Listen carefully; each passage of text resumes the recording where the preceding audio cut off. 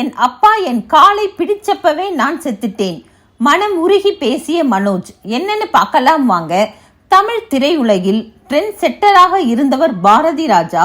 Cinema உலகம் ஸ்டுடியோவில் மட்டுமே இயங்கி வந்த நிலையில் ஸ்டுடியோவையே பயன்படுத்தாமல் கிராமப்புறங்களுக்கு சென்று கிராமங்களின் அழகை, கிராமத்து மனிதர்களின் வாழ்க்கையை படம் பிடித்து காட்டியவர் இவர். இவர் வந்த பின்னர்தான் புதுவிதமான சினிமாக்களை, புதிய திரைமொழியை ரசிகர்கள் பார்க்கவும் உணரவும் துவங்கினார்கள். 16 வயதினிலே கடலோர கவிதைகள், வேதம் புதிது, முதல் மரியாதை, கருத்தம்மா, கிழக்கு சீமையிலே போன்ற தமிழ் சினிமாவில் முக்கிய படங்களை இயக்கியவர். இவரின் மகன் மனோஜ் தாஜ்மஹால் படம் மூலம் சினிமாவில் நடிக்க துவங்கினார். ஆனால் அந்த படம் ஓடவில்லை.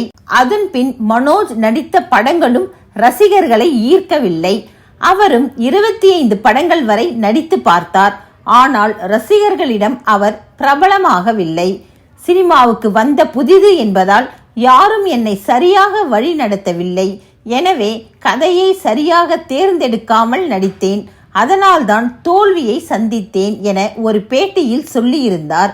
48 வயதான மனோஜ் சில நாட்களுக்கு முன்பு வீட்டில் உறங்கி கொண்டிருக்கும் போதே மாரடைப்பு ஏற்பட்டு மரணமடைந்தார். இவரின் மரணம் அவரின் அப்பா பாரதி ராஜாவுக்கு கடும் மன உளைச்சலை கொடுத்திருக்கிறது.